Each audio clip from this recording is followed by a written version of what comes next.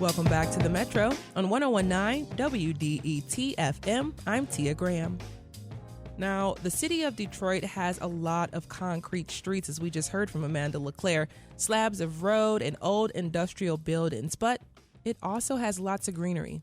Palmer Park adds a lot of green on its own. The park is home to one of the city's oldest old-growth forests. That means the park is home to large, old trees with diverse plant and animal life. Palmer Park is just one of many spaces in Detroit celebrating Earth Day, which is today. And that holiday began as a way to get students more involved in their immediate environment. And to discuss this now, we have Mark Loeb here. He is an organizer of one of those Earth Day events, and he's leading the Art in the Trees event at Palmer Park. Mark, welcome back to the Metro. Thank you so much, Tia. It's always a thrill to be here. Always a pleasure to have you back. So for the folks who aren't familiar with the city of Detroit, about where is Palmer Park and why is it an important park for the city? Well, Palmer Park is kind of that invisible giant park that people go by on Woodward when they're heading south to the city.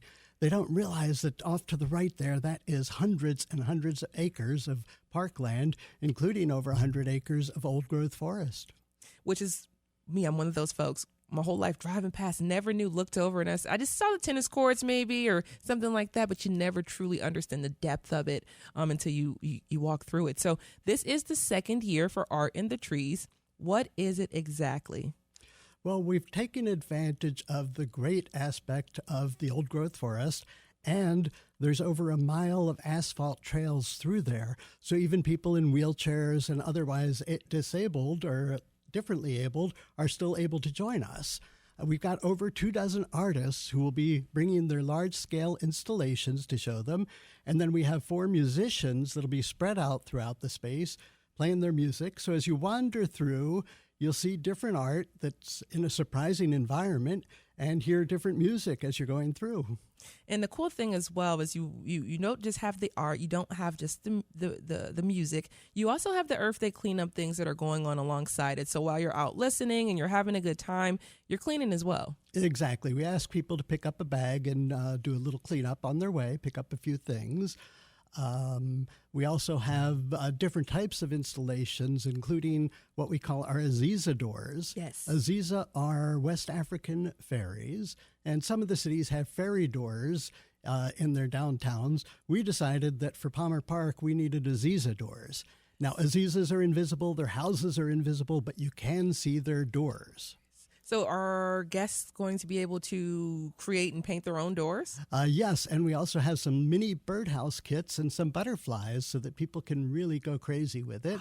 Take those home with you or leave them there in the park for others to enjoy. I love that. I love that. So, let's talk just a little bit about the importance of community when we talk about Palmer Park and the people of Palmer Park and so many folks who've worked together for generations to make sure that they maintain and keep Palmer Park for Detroiters and visitors of Detroit. Can we talk about that important community aspect there?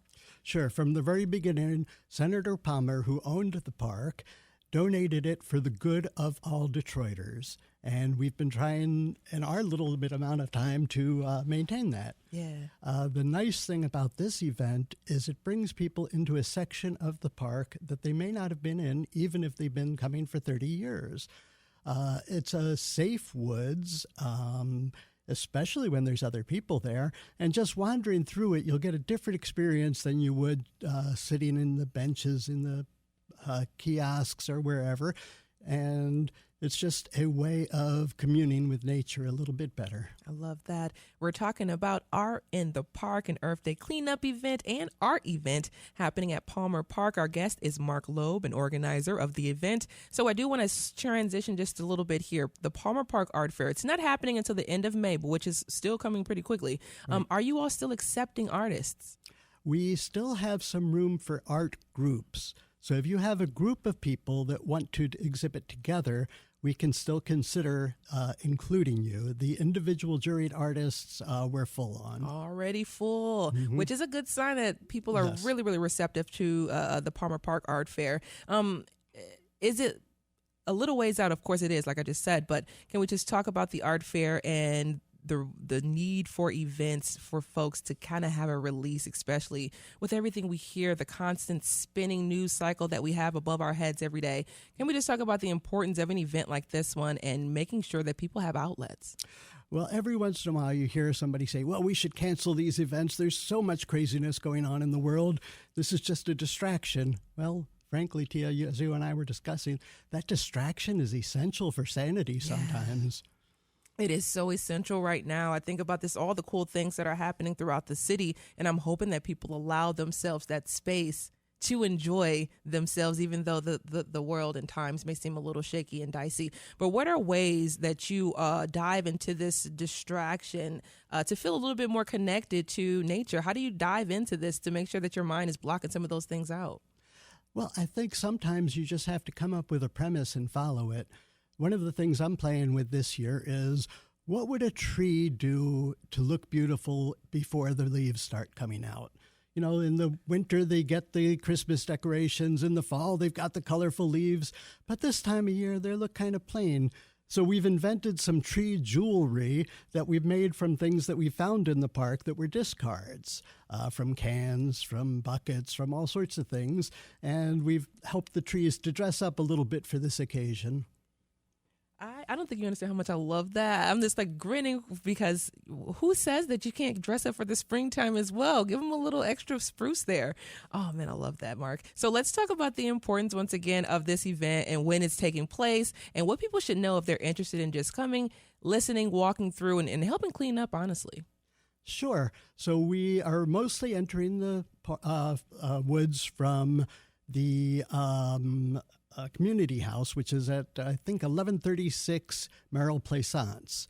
Beautiful large parking lot there. Park there. You'll see our giant teepee-shaped tent that's blue, and that's where we're doing our art activities, so you can make your birdhouse there. And then the path is from there, and it creates one giant circle, about 3/4 of a mile if you decide to walk the whole thing. And as you're going, like I said, you're going to see different art. You're going to hear different music. Something that I learned from the Electronic Music Festival years ago was sometimes it's joyful to not just stand at one stage and listen to one musician or one group, but between them you can hear how the different music relates to each other, and that's kind of a blast too. I love that. This is what nature does. It brings us all together in so many different ways. Mark Loeb works for Integrity Shows, a group that produces public events. Art in the Park is this Sunday, April 27th from 9 to 3, and cleanup gear will be included. Mark, thank you so much for joining us on the Metro. Thank you, Tia. I look forward to seeing your listeners and you out there. Yes.